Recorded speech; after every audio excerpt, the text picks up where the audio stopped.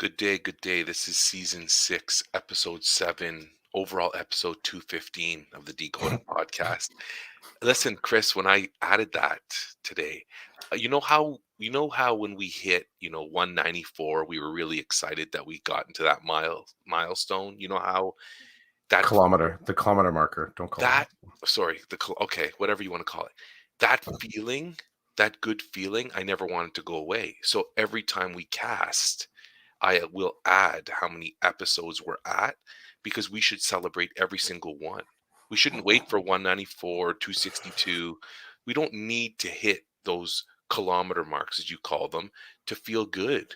We don't. We just need to feel good for every single one. So 215, baby, I'm feeling good. Great on ramp this morning, but I'm going to hit you with something we didn't talk about the on Dun ramp. dun Okay. dun. You're killing me these days with these random tweets and texts to me. So you text me the other day about my grandparents. And the Mhm. first thing I'm thinking is, did he fall and hit his head? That's the first thing, because just they're so random. I felt like your response was defensive too. I was Well, I just was like, thinking, what are you oh, pushing at me with my yeah, yeah, grandparents for? yeah. No, Okay, so grandparents was one, yeah, and then the other one was a tweet, but you didn't tweet at me, but it was about being a bus patroller. I'm yeah. like, well, this guy's pushing. He's going in all different directions. So I that like that one. I okay, when I read that tweet last night, I responded to you, but Yeah, guess what I could smell? I could feel and smell my vest that had this really cool metal buckle. Because these right. days And it wasn't a snap. It was like a it was U like that kind of like a U that fit in a U and then laid yes, flat. Right? Yeah. yes, and I'll never forget when I became a bus patroller and they gave me the vest and I put it on and I did that U buckle thing.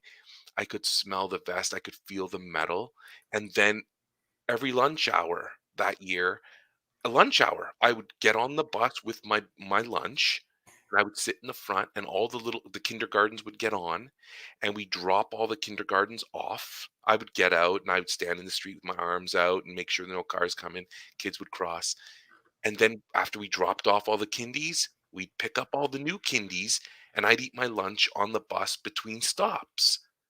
So that was you lit me up there. That was I was like, "Okay, here we go. I'm going back in time." And then the grandparents, I don't know, you must have caught me at a moment where I was mentally preoccupied with something. I don't know, but I'm like, what are you asking this for? What's going on here?" But I will tell you, I never met my father's parents. They were deceased by the time my I think they were dead long before my father even came to Canada. And then I met my mom's dad once when I went to Lebanon. I met him, hung out with him a little bit. He was he was a cool dude. He lived in an apartment above I think some of my dad's family, which is really weird. And he had jars that had some kind of liquid in it with snakes in the jars. So I don't know if he Whoa. got the snakes and he jarred them and killed them and put them in a jar. It was fascinating. This is what I remember about my grandfather's house. Sorry, apartment. He had an apartment. He had all these jars of like snakes in the jars that were filled with liquid.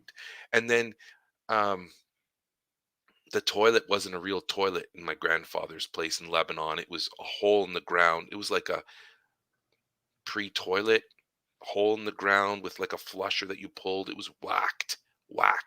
So that's what I remember about my grandfather. And then my grandmother, my mom's mom, she came to Canada and I guess her husband stayed in Lebanon and she lived with my uncle in Montreal. So I would only see her when um, Montreal family would visit or we'd visit them. And then I do have fond memories of she would carry me on her back. This little old lady would carry me on her back, and she always gave me fig Newtons. So that's what I remember about my mom's mom. But anyway, so I don't know where you were coming from with that grandparent thing. I should be happy that you flexed on me, but at the time I was literally looking at my phone. I'm like, what, Cluff? What? Anyway, happy Yeah, Saturday. happy Saturday. Yeah, so that just came out of so there are a couple of okay, so the crossing guard thing, that's been sitting in the back of my brain. the safety patrol thing, that's been sitting in the back of my brain um for a while, only because um I can totally tag it. So the other day, for whatever reason, I decided to have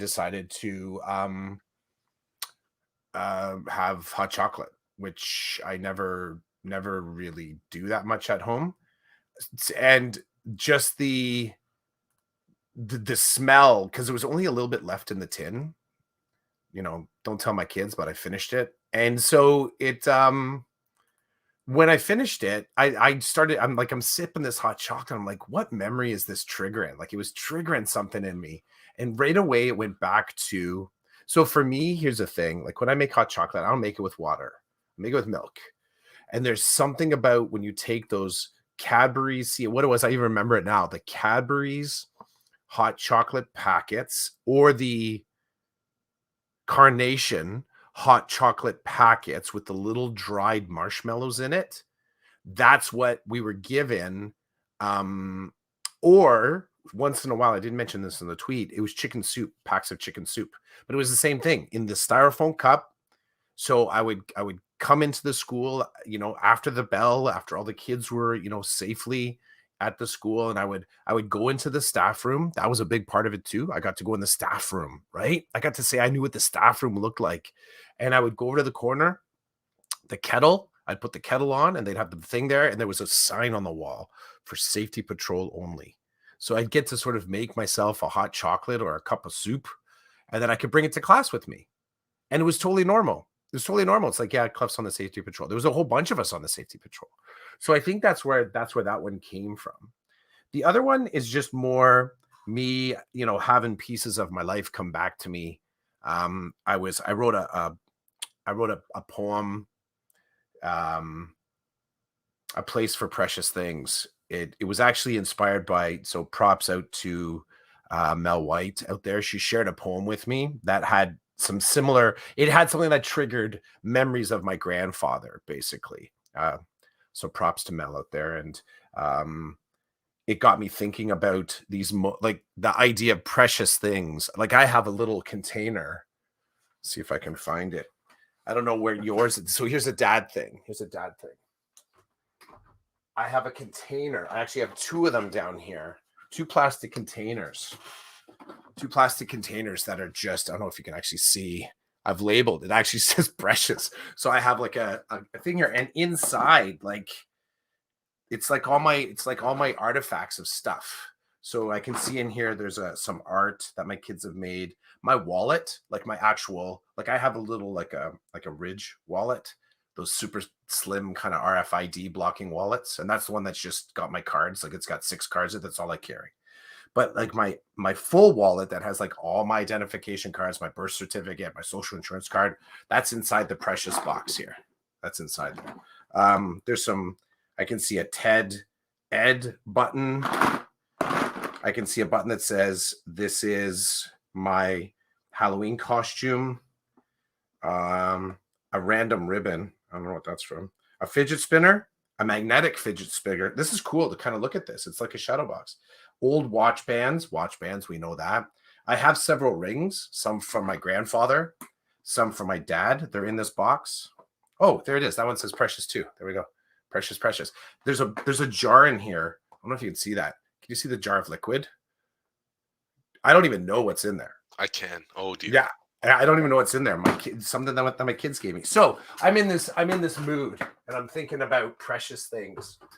And right away, it brought me back to my grandfather, and he how it always seemed like he had so much stuff in his pockets. Like, I know, like, he was the guy, forever was in just a white, like, form-fitting tank top. He'd have some sort of dress shirt, usually like a really like polyesterish kind of dress shirt, short sleeve, tucked in, and like brown, gray, or yeah, brown or gray, typically, like polyester slacks, right? So polyester, at least my memory back in the day, like, it reminded me of like curtain material. Like, it didn't seem like I was like I actually thought to myself, like, they're made out of the same thing, and maybe they were. So he would have, like, tons of change and, like, tools and sometimes snacks, and then other random strange things, like, he'd have cigarettes in his pocket, um, a Bic lighter or a matchbook. So I started to think about that moment all the time because then he would, when I would sort of stay with them on the weekends, so it was my mom's parents, like I would go to the corner store and there was like a Becker's. If the long walk was to the Becker's, but it was a bigger, better store, like there was a lot more stuff there. And it was kind of in this little strip mall. And then there was Al's convenience store, which was literally I walk out the front door of my parents' house, make a left-hand turn, less like a quarter of a block, make another left-hand turn. Like literally, if I could go out of my grandparents' backyard, hop a fence, I could go into the backyard of Al's convenience store was his house, and just the front of it was the convenience store. So I'd go in there and they just had like this dude probably had 100 items in his whole store, but they had candy. So I'd go in there and I'd get my bazooka gum, or double bubble. So, but back to my grandfather, he would shove his hand into the pocket. And it's like that, those that you could probably find some footage online just of the I don't even know, backhoe digging down into the dirt and lifting just like a handful. His hand would come out of his pocket, just change, a ring, half a sandwich. Like he just had all this stuff in his pockets. And so that was the whole just me thinking about grandparents. Like it kind of got in there. And when I catch my fascination, when I catch the memory, when a memory catches me just right, then I can really the words that sort of like shape around that just kind of fall into place. So if you get a chance, read the piece. If you get a chance, see more so just to see if it triggers any that sort of nostalgia, um, any of the kid nostalgia at all. So that's where the grandparents, and then it got and I realized, my response to you, just making conversation with you, and then you kind of put the laughing emoji on it. But it was just like sharing that moment of thinking we've done the same thing about our dads, but we've never dug back one generation. I didn't know that about that generation of your family. Did not know. Had no idea that, the way you kind of laid out who you got to meet, who you didn't get to meet, where they were. Those are cool stories. They're cool stories to conjure, right? Because they're for me, I don't see them with an adult eye. I start seeing them with my like the little Chris. Like it just I may use adult words, but I'm using adult words and very much painting the moment, just with adult sounding words.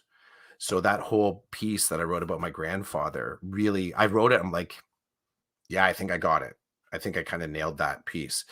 The only other thing that I'm including in some of my pieces now is more so when I'm talking about my grandparents, is I'm including language in Polish because there are some key terms that pop up when I think about my grandparents that are in Polish. So that's included in the poem. And I like that because it, much like this podcast, I don't often go back and reread my pieces. I have the memory, it flows, it hits my pen or hits the keyboard, I get it out and it's gone, released into the world. Now it's for other people to kind of just experience. Um, but when I come across my pieces that do have words that I've included in there for Polish, those are good stoppers for me. Those are good stoppers for me because I don't often spend time with my cultural heritage. Um, I don't. So it's good for me to sort of pause there and recognize that that's part of me as well. Have a sip of my Tom Hootens. I love it. Tom Hootens, that's the best, man. That got no traction at all, and I'm like a That's little bit sad. I think that's just because there's love, right? There's love for Tom's more popular His cousin. cousin. Yeah. I feel bad for Tom, but whatever. What do you got to do, right? So talking about grandparents is like doesn't it I don't like it initially because I didn't have a lot of connections to my grandparents. I barely have any memories. Um and so I push back. Like I'm happy to hear that, you've got all these memories of like your grandfather and stuff. And Mhm. I love that you're incorporating the Polish heritage here and there, however you can or however you see fit. I don't have that. I don't have that. I My first instinct is to push back on my heritage. Yep. Um, and I even that alone is upsetting. So I kind of just don't do anything with it because there's so many layers to it. And I guess maybe I could dig deep and try to figure it all out, but I guess I don't want to. I'm not ready to do that right now, so I don't. But I mean, I can appreciate where you're coming from, and it's kind of cool. But yeah, like I love the context because before context, there was just the text, and I'm like, what is this guy talking about? Yeah. But I get that. I want to go back to being a bus patroller Yeah, because yeah. as a bus patroller, I don't remember. Oh, you were bus I didn't even bus patroller. So I was safety patrol, you were bus patrol. Well, I guess It's I was. similar. Yeah, I was all my I work like that. was on a school bus or I like that. associated with the school bus, so Yeah, we yeah. called them bus patrollers. So I was a bus patroller, and I don't remember, like, the benefits of being a bus patroller. I think there was an end of year trip to Montreal to Yep. that park called La Ronde, but I don't remember ever going. But I remember that was, like, a thing, but I don't remember ever going. There was a huge one. We actually you totally triggered. We had something Oh, here we similar. go. Yeah. Okay, so but bus patrollers, so I remember feeling the honor of wearing the vest, okay? I Yep. took it seriously. I loved being a leader that way. My leadership started way long ago, right? But my real leadership, Your school leadership, yeah. my real school leadership came from being a hot dog delivery helper on Fridays. Bro, now I remember that well. So I was in grade, I guess 5 and 6.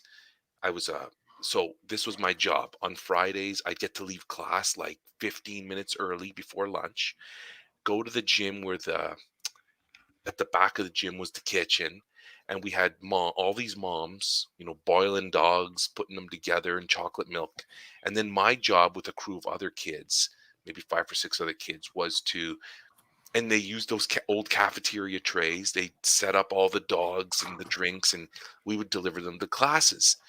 And then when we were done, the benefit of that was we could eat whatever hot dogs were left over and chocolate milk. So Yep.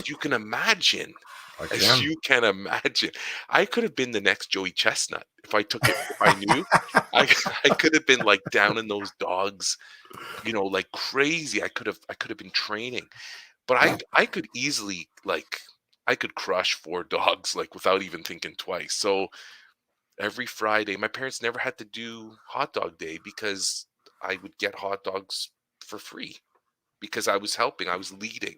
So huge benefit of being a hot dog helper. Um, so whoever my teachers were in grade 5 and 6, like I love them. I owe them something because that's leadership I could get with hot You dogs, already had chocolate milk. street cred though, but here's the networking, right?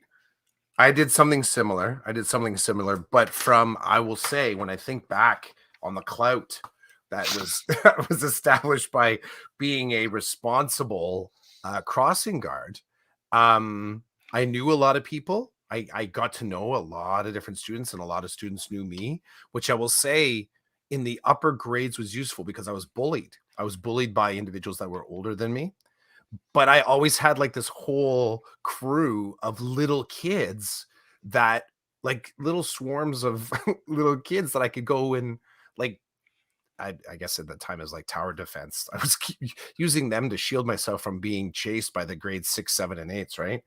When I was in grade 5. I think I stopped either in grade 5 or grade 6. I don't remember how long I did it for. Um, but yeah, I knew a lot of people, but I also know that by doing the teacher that was in charge of the like the crossing guard team or whatever safety patrol team was also the same teacher. They were kind of in charge of the phys ed room. Like, we had this room that had all the gear in it. So always I was helping out organize that as well, which I really enjoyed, which meant also, like, at the time we could take stuff out of the phys ed room to use at lunch. So I always got like the best inflated, like those, I don't know, they're like the dodgeball balls, but we could play with it outside, like the frisbees and stuff. I was able to sort of get that stuff. So that's how the clout sort of worked worked in my favor. They called ours the Safety Patrol Jamboree. The word came to me, and this was the thing. It was at the Civic Auditorium. Anyone listening in Oshawa, Civic Auditorium, and they had we would all go to the arena there. So the arena that the Oshawa Generals play on. We would go, and it was just like I don't know, like an afternoon of honoring safety patrollers.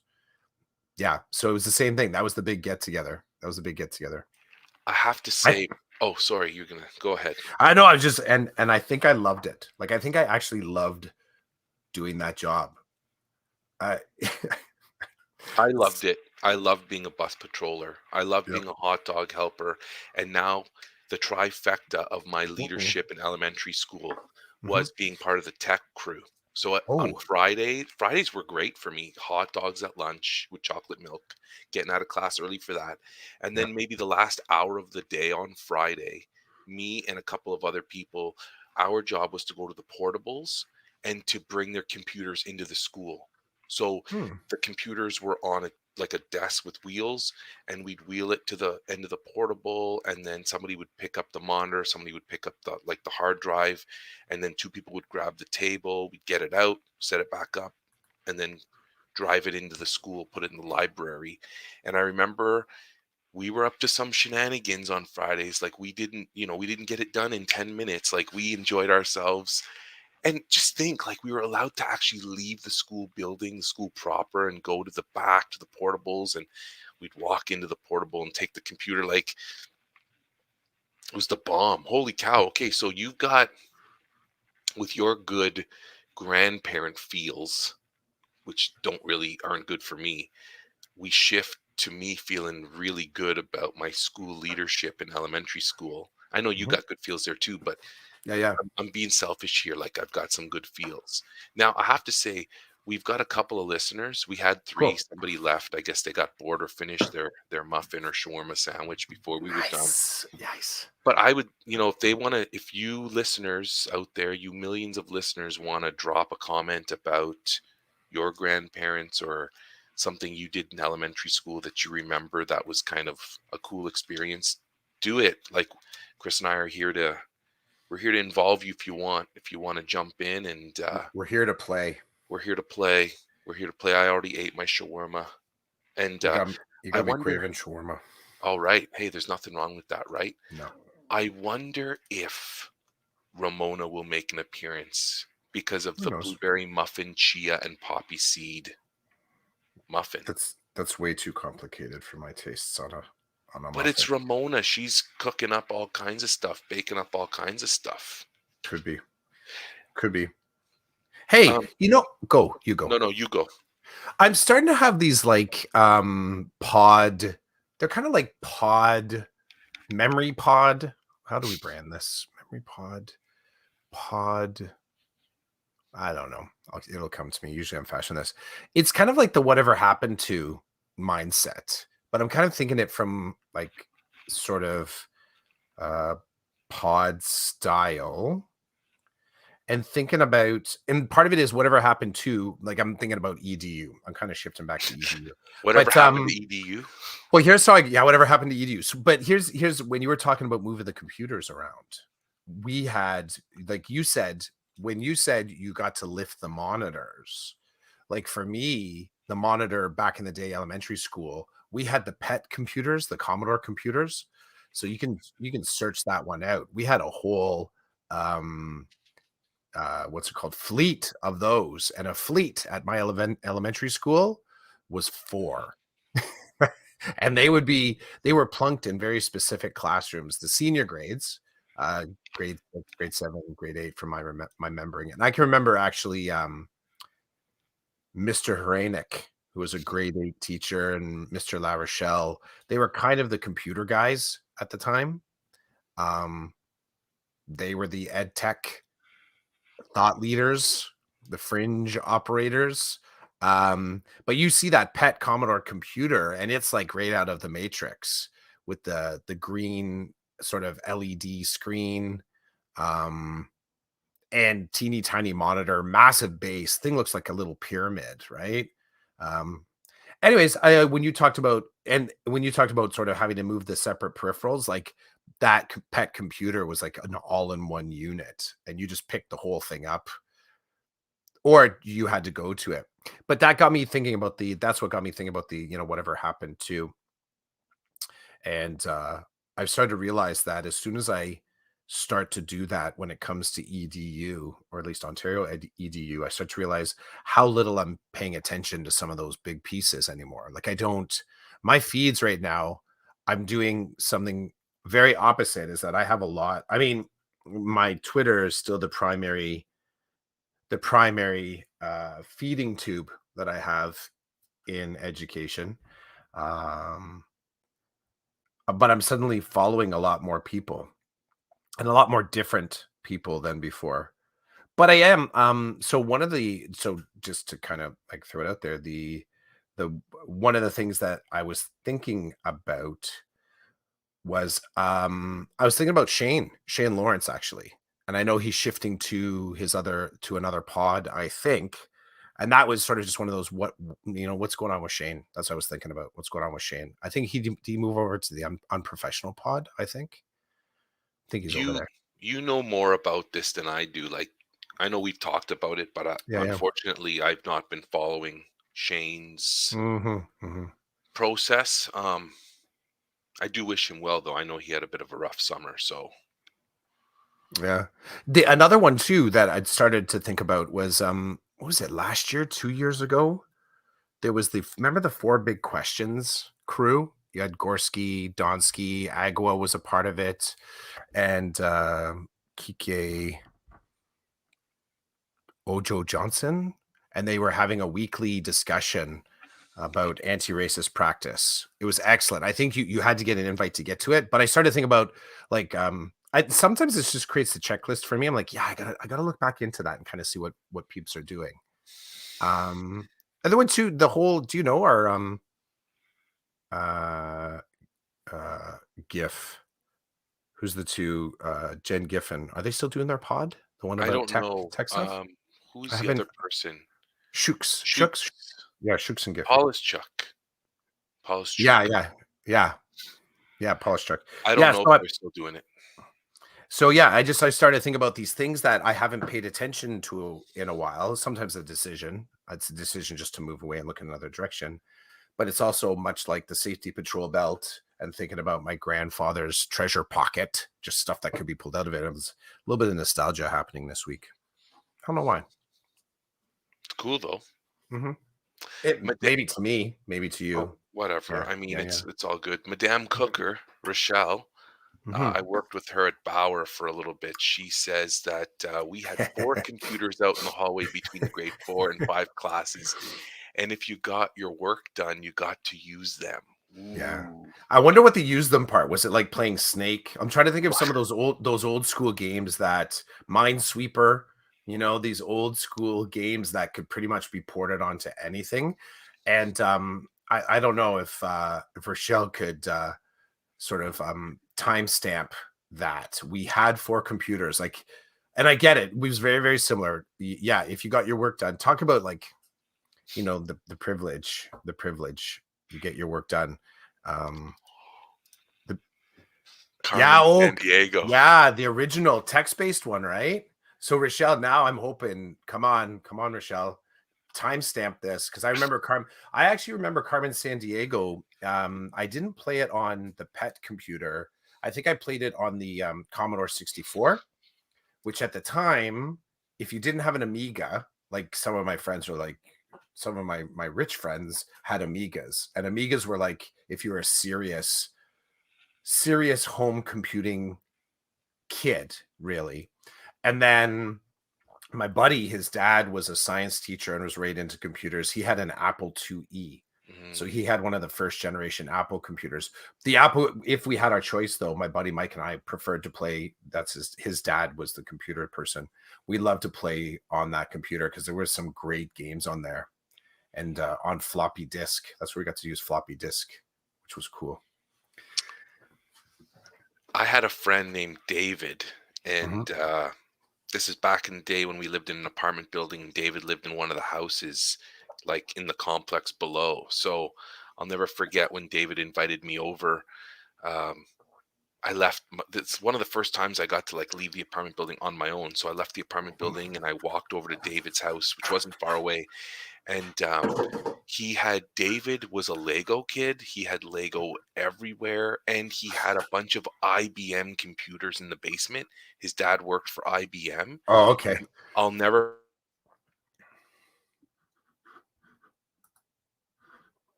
to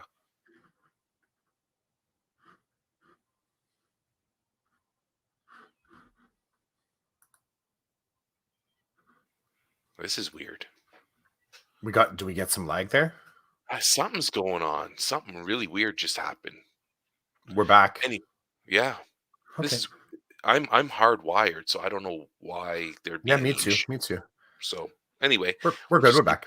we'll keep going with the flow. But Yep. um, at David's place, he would turn on like these three of them just lined up, and like they were huge. They were huge. He'd light them all up.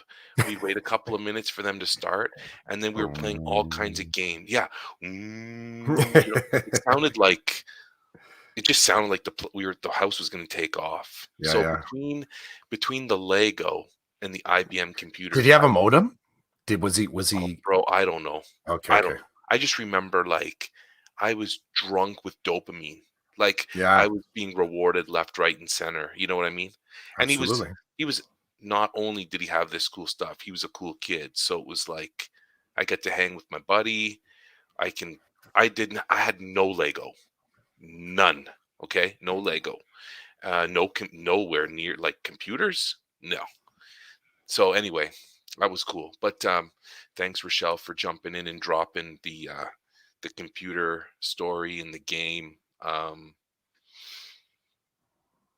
So Carmen Sago's cool, and what's kind of funny about that is my kids don't know the game, right? mm, They're never gonna they just that's not where their gaze falls. But what they know, because it's a cartoon, right?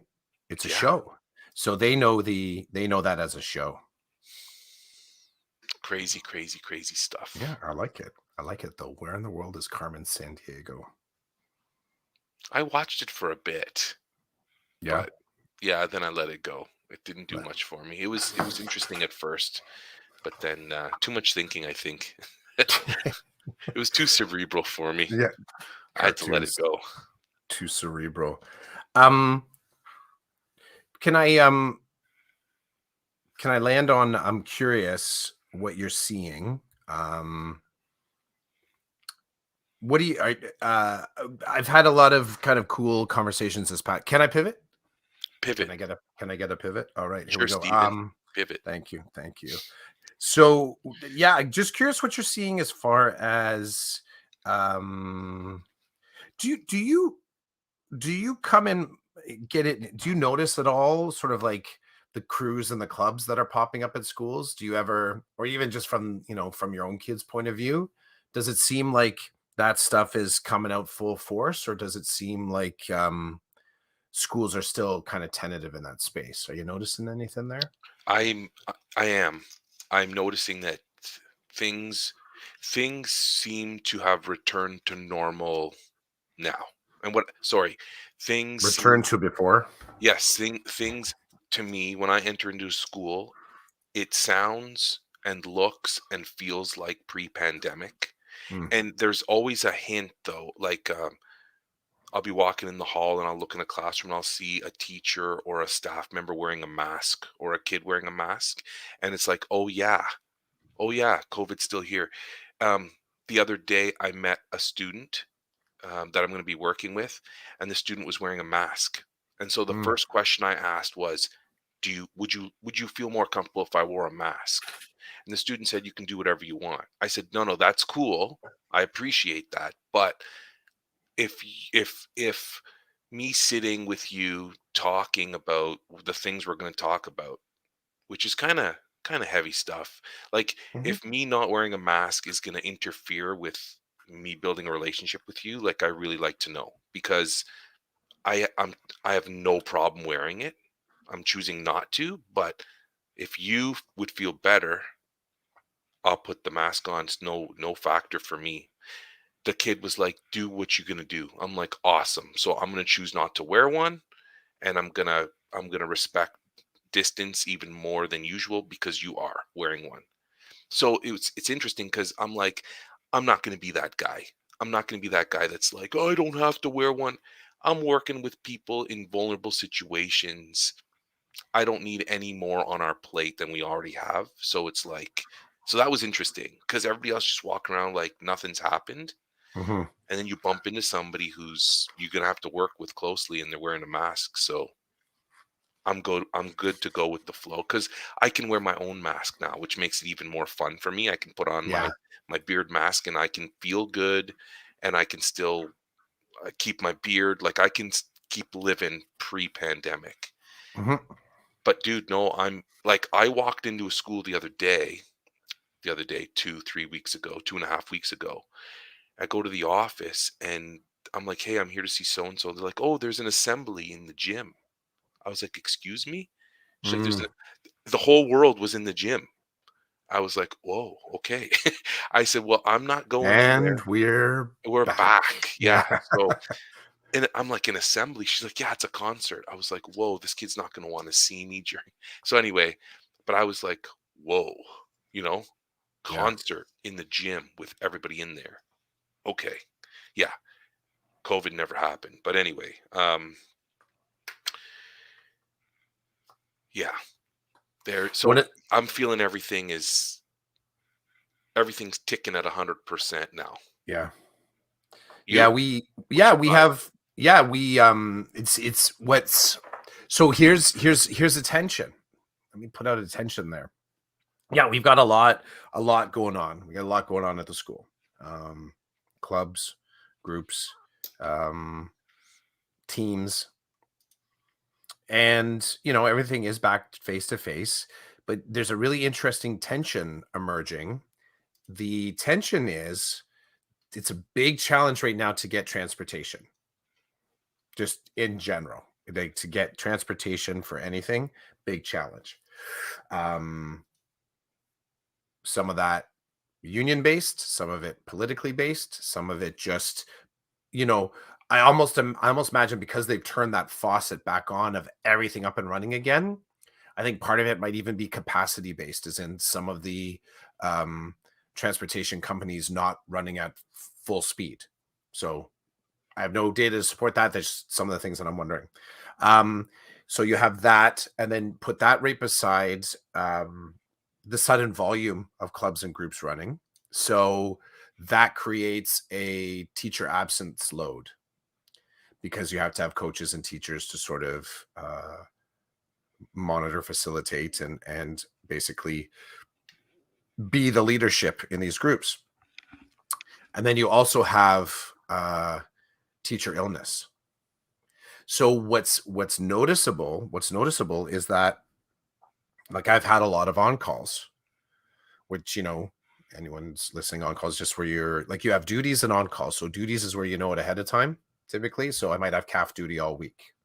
And there's a number, right? There's a number there that you do. It's part of the collective agreement that I can only do so many of them, regardless if it's a duty or an on call. On call is where you're being called in because there's a teacher absence that was not um, pre-planned for necessarily. So now we're actually in a space where because of the commitment to clubs and crews and external traveling, and you have that compounded with teacher absence, that we're very quickly using up So individuals, and you can only cover in a certain period. So the period for me that I would be called to do on call or is period 3. So my like I have used up I haven't used up a lot, but I've used up more of my, I don't know what it is, 46 or 50 on calls that I do. I've used up a higher percentage of those by this time of year than any year I've ever noticed. So and that creates really fascinating, like, what's going to happen next. Like, if you run out, if they no longer, well, I know what can happen if they run out of teachers that they can schedule for a specific period. I guess they could have occasional teachers in to cover that. If we get occasional teachers, maybe, I don't know, just wondering. um, they could also start to say we're not going to have duties during a certain period. So instead of saying two people on calf duty, maybe they'll do one on calf duty and then save that other person to be able, because calf duty is, anybody can do calf duty. It doesn't have to be on your prep. So it's kind of like the wild card in the duty zone. So you could pull somebody from calf duty in theory and have them cover like their actual prep period duty. But I'm starting to notice the pinch. And this week is when I heard, over the announcements, period for students in X teachers, classes, and peer whatever report to the cafeteria. And that's where congregated classrooms start to happen. And they have sometimes admin covers that. They'll just sit in the room with all the students. I don't know. I don't know if teachers cover that or if that's admin. But either way, that's where we're at. So yes, we're back. We're back. But I'm starting to notice that the systems of support aren't all there, are not at back at the same ratio. And it concerns me. It concerns me because I can see it with the way that this trend is going. I could see that, you know, maybe 75% of my duties, APAs, they're called, um, alternative professional assignments, I think, like 75% of my APAs could be used up in semester one. So in theory, I'm less available in semester two for on calls and duties. Fascinating little thing. Thank you, Stephen. Some of that is thank you, Stephen. Also, it's just the reality of, like, you're talking about the beard, right? And being able to wear the mask and offering it up to the student. You're thinking to yourself, would my relationship be better with this kid if I did mask up? Like, those questions are great.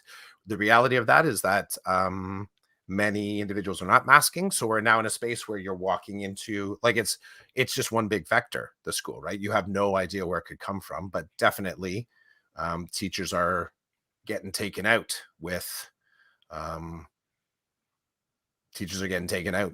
They're getting sick.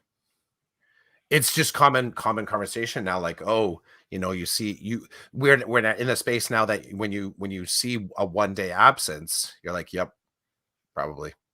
Like, we're kind of just assuming it's the vid. It's the vid. I was in a meeting the other day that was hybrid. People were in a room, and I was virtual. Many other people were virtual, and it appeared as though I made an inference based on how people were talking, what they were talking about, that many of the people that were virtual because they were at home not feeling well. Um, Mhm. now for me, I was virtual because that it was either I'd be virtual or not attend the meeting, so I could still be doing my re-engagement stuff and participate in this meeting. But yeah, it's like this person's kind of snotty over here and this person's kind of coughing over here. And I mean, we've not been exposed to germs for a couple of years. We've purposely, we've been on our own. You've no opportunity to get sick. So now people are not only getting COVID, but they're also getting other things. COVID Um, and complicated, right? COVID and complicated. So yeah, no, I hear you. I'm in a building where actually I need to cough right now. I'm in buildings all day where there's people floating around all over the place doing whatever. But at that moment with that student, it was just a piece that was important for me to, because I am trying to get to know people. I'm wanting them to be as comfortable as they can be with me because, as you can imagine, it's kind of weird to like kid walks up to you like, "Hey, I'm so and so, and this is my job. This is what I'm doing. So this is why I'm talking to you." And they're just kind of looking at you like, "Where did you come from?" Like, you know what I mean? It's just so it can be so abrupt. I try to eliminate the abruptness with different soft ways of exposing myself to the students, but unfortunately it doesn't always work that way. And sometimes you got to come in a little bit more less soft, I guess. Um, in how you meet the kids. But it was just interesting that this one student was wearing the mask, and I was like, "Hey, let's start with that. Let's start with the elephant in the room. Do you want me to? If I put one on, will it make you feel better? If I don't have one on, is it hindering our conversation right now? Because you're like, hey, I'm wearing one, you're not, and I'd like it if you did." I'm good with that. I'm generally good with, generally speaking, if I come into contact with someone who's wearing a mask, I have been saying to them, "Would you feel more comfortable if I put one on?" And nobody has said yes. Everybody said, "I'm fine. I'm wearing it for whatever reason. You don't need to." And I'm like, "That's okay. I mean, I'll put one on if you want me to." And then in other times, I'm wearing one. Lots of people don't ask me. I don't expect them to. I just expect to live my life. The few people who have asked me, I just say to them, "You just do whatever works for you." I'm wearing mine, so for my purposes at this moment, whatever works for you is fine with me. And I know some people, they were against it like 10,000% when we were all forced to wear one. So I already know their position. Yeah. I already know their position. Um, so we motor on. Um, Not that we're shutting down anytime soon, but I do want to hit something before we go today, and it's the fact that it's the idea that you may be coming to Waterloo Region next week to do Yeah. a bit of a food experience. Yep.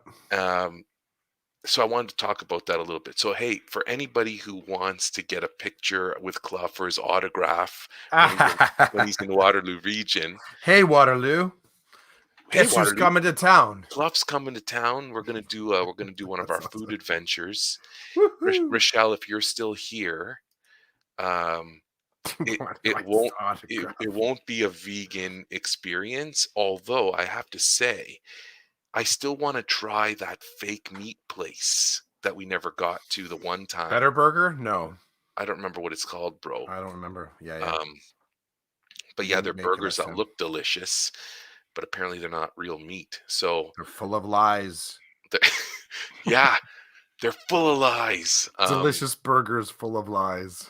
So I'm just Rochelle gets the joke. So Rochelle, it's not a vegan experience when Clough comes to town or when I meet him in his town or in other towns.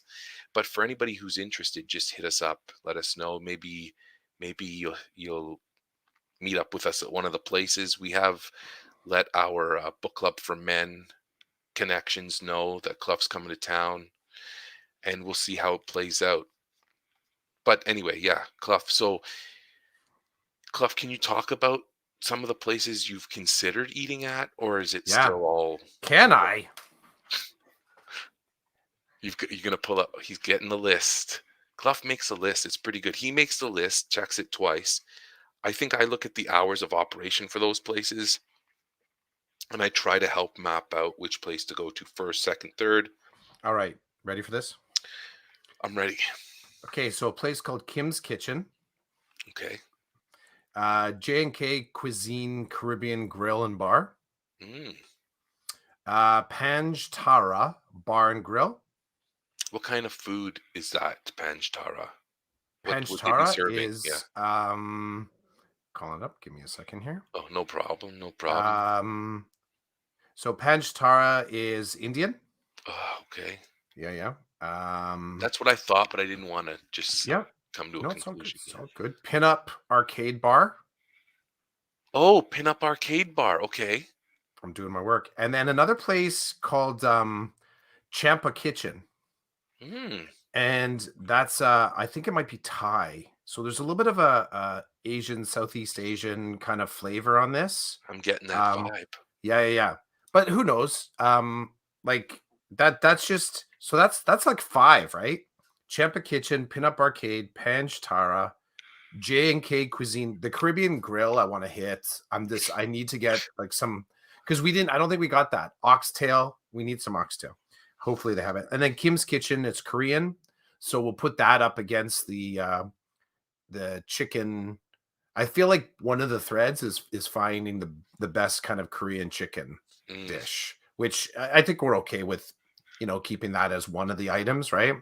So yeah, so there's five right there. And the one thing that I did check this time because it's not like a daytime crawl like we've done in the past. mhm, So that creates some complications, right? Because me coming on a Friday, um, means that like I'm not getting to your neck of the woods until like between 5 and 6 o'clock.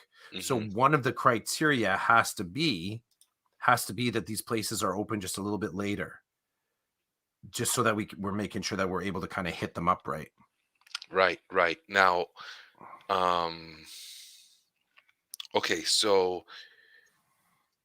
Pinup Bar, Pinup Arcade Bar, I believe, is right beside Penny's Hot Chicken. So I just wanted to throw that out there. Um, r- Which we've eaten at, and it's yes, delicious. yes. So you did not mention any dessert type places, but No, Rochelle did. Rochelle says if you need something sweet, drive out to New Hamburg. For sweets, buy too nice to slice. Good to know. I'm gonna make an assumption that because it's in New Hamburg, where is um, that relative to the Lou? it's about 15 minutes away from my house, 10 to That's, 15 minutes away, that's not depending bad. on where it is We in New Hamburg. Yeah, we've been known to travel that. Yeah, yeah, we gotta look at the times though. We gotta. Yeah, I'm yeah. I'm guessing it's a Mon Pa type shop. Rochelle could probably See, and will correct me on see that. that fits You the know, criteria, right? Because that's part of our criteria. We want ma, we want dad, we want uncle or auntie, right? Somewhere in the kitchen, sitting out front having a smoke. Like we're looking for that kind of like being able to support a biz in town, which is good. So I don't think any of these are franchises. I don't think. I mean, they sound they sound in their description like they're not big style kind of places. So I'm on Too Nice to Slice. I'm on their website, and they mhm, don't have like. I'm just looking for times, and I don't have anything around their hours of gotcha. operation. So that's a bit of an issue. But oh, and Rochelle says, yeah, it's family run, which is See, always that's good. that's one of Chris's. So Ec- Rochelle, just so you know, yeah, yeah, I kind of hit Chids up with this. So there's a couple rules. One, we want the fam involved, right? Second, no franchise. Like we stay away from franchise. Like yeah, there's, I mean, we did hit up TK Toronto last time. Um, had their food; it was delicious. Um, I know there's still a family that owns that, but there wasn't family in the kitchen. So yes, yeah, we break the rule. There was one more rule though. I think a lot of times like we're trying to be diverse, culturally diverse in our grabs too, right? Like we're trying to we're like leave the continent if we can and just get other food in our faces because that's just an interesting story. And I think another developing one, talk to the people behind the counter, like engage in conversation there in some way. And we've had some pretty awesome moments of engagement. Like I think back to Pepe's Pizza. That yes, that is. But see, that was early in our prototyping of this food crawl, right? But the conversation with the woman at Pepe's, the conversation with the people at the what was the Jamaican restaurant, Caribbean restaurant, Good Eats. No, mhm, good something like that. something like Good Eats, and you got to try a double there, like the chickpea sandwich. That was an amazing convo. Was it Rob or Mike, the dude that was choosing to live on the street when we are outside TK? Remember the guy that talked to us for 45 minutes talking about how lusty he was, and so we've had some that's what's been really amazing to talk with people and hear the stories. Sometimes we get the story of the actual restaurant. Well, there was Roselle's where Roselle, the owner of the which Yeah. I need to try again. I need to go back to Roselle's. Yeah, that was, Filipino? Was it Filipino Filipino cuisine? and It was Roselle's, I'll never amazing. forget, we get the food. You explained everything to Roselle and the other lady. Was it her daughter that was Her okay. daughter, yeah. Same So, with at the Good Eats. That was, I think it was mother-daughter or mother and mother-daughter niece there, combo. yeah. But And at it's not Good Roselle's Eats, but it's good oh, sorry. something. Good, yeah, yeah, go. But at Roselle's, I remember we got the food, we walked out to the parking lot, we set up our table, and then Roselle opens her door and she's like, "How's it going?" And we're like, Yeah, yeah. "Great. Food's It's delicious." delicious. And then outside Sowan's fried chicken place, remember that young guy that came over and was like, "Are you guys food bloggers?" That's right, Or yeah. because we were recording our talk about the food and w it was great hearing from him. Didn't he go end up he went to a high school that you worked at or He something? was dating someone. Oh, He was actually from York Region, and he was just in Waterloo because he dates someone there, and he knew the high school that I had taught at. Like, it was just whack. Petty's Hot Chicken, when we oh. brought our camera gear in and we're taking photos, and then that person behind the counter, like, "Are you two like videographers or something?" "Nah, we're just here for the food." Remember her showing us her photos? She had good photos too. She's like, "Oh, let me show you my photos." Lots of great combos. Just and really, that's what's bringing. We talked about Waterloo when we were at Chip and Malt, talking to the girl there that kind of reluctantly admitted that her parents are the owners. Like, that was cool. Me getting into pizza chat with A's Pizza, the pizza truck in my town. That was pretty cool. So we've had, I would put it on the category of epic conversations with these people, and these rules work, right? Like, you get to, it's like we are doing all the pieces of food blogging and video, but we don't do much with it. We just stay in the moment and chat with people. And it's pretty awesome. Pretty awesome. So there it is. That's part of the food crawl experience. It is. We'll see who comes out. We'll see what we end up eating. You got a pretty good list there. Depending on the time you get here, we'll have to look at timelines and stuff, and then let people And how know. full we get too. That's the other thing. Oh, Like, I think we're getting good at knowing our limits. Um the we still first have to. one though, I always want to hit the first one hard, and I have to. I always the self talk is like, Roland, it's okay. You're Yeah, gonna yeah, be yeah. eating a lot of food. Like, just back off. Yep. It is true. Yeah, sort of keep that mindset that we basically will eat to eat again. That's got to eat to eat again, not just hoard the food on the front end. So, but it's a good vibe. It's a good vibe. Well, bro, what did you draw today? Oh, it's a spilled cup of water. Yeah. Tell me about that.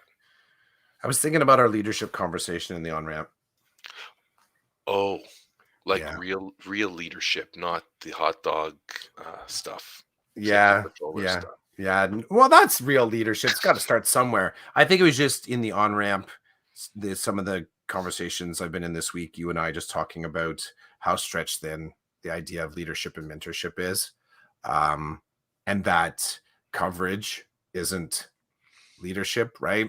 So that's where that came from, man.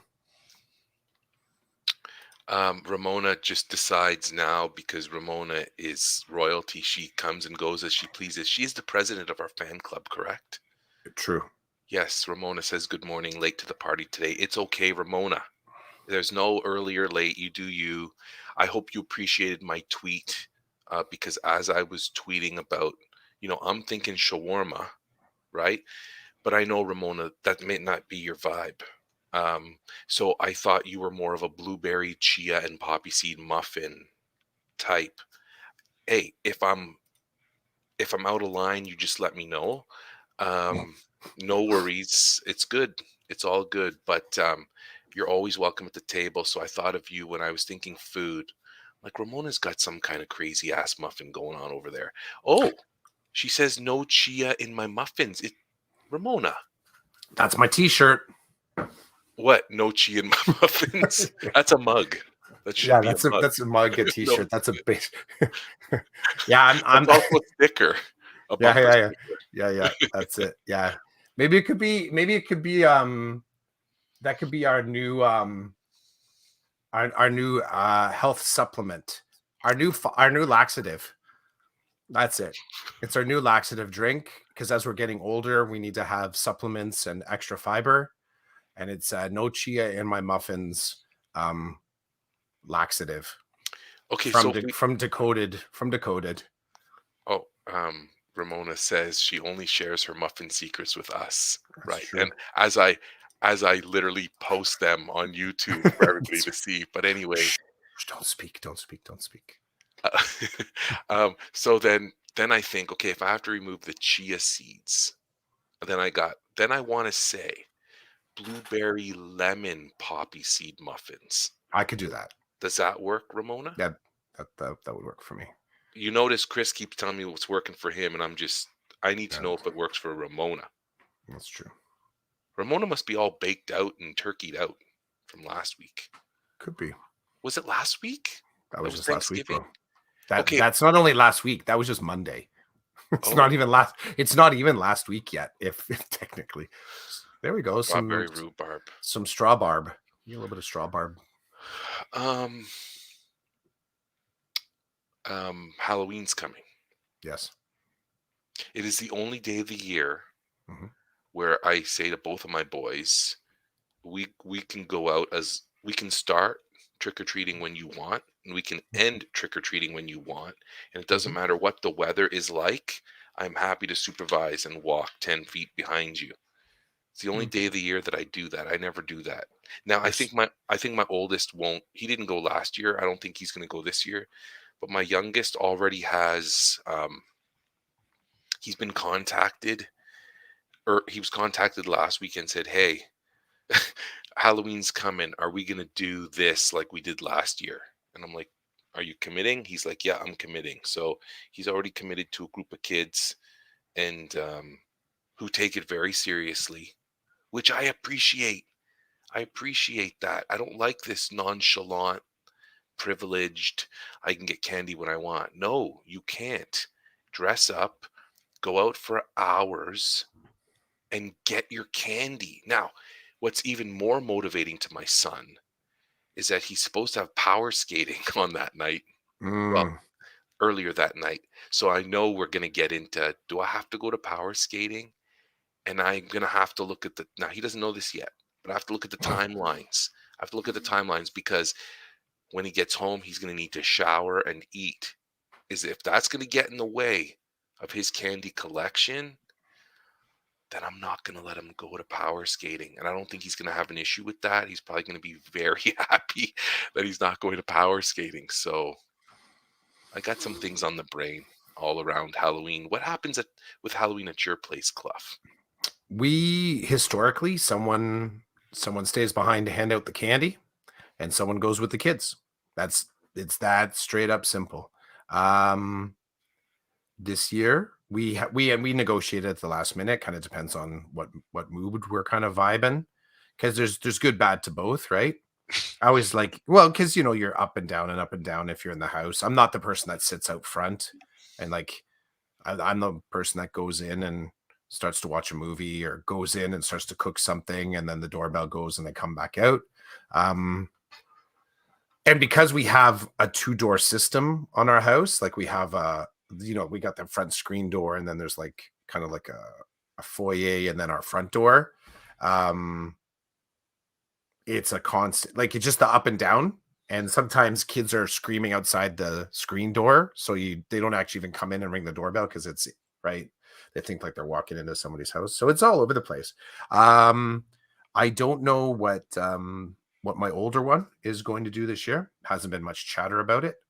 The younger has already mapped out their outfit and knows exactly what they're going to do. We're talking about whether or not the kids just go out on their own this year. Maybe they go out together. Maybe they'll go out with some friends. I don't know. I don't know. I suspect my older one will go out. Will go out.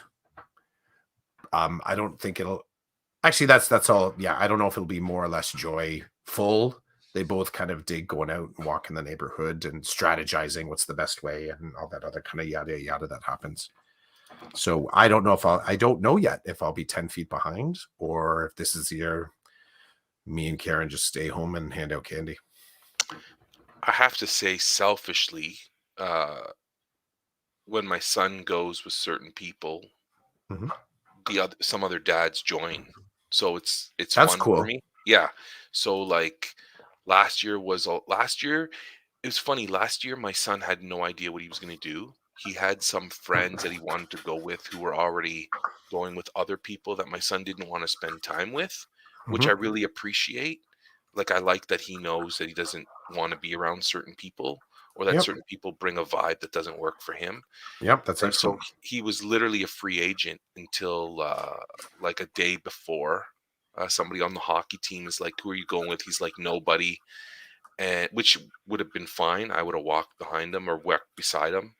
And so his one of his buddies said, "Come with us. There's a crew of us, and you know all of them." He's like, "Okay, I'll do it." And so it was great fun with the dads that were there, and then part of that crew is getting together again this year. So I'm looking forward to some dad chat as we walk in the cold and the kids collect their candy. So, full disclosure, it's going to be a fun I would I'm hoping it's going to be a fun evening for myself as well while my son collects his candy. But if at the end of the day he says to me, "I just want to go on my own," like meaning he doesn't want to go with anybody, I'll say Yeah. that's fine. I'll trail. I'll kind of be following you because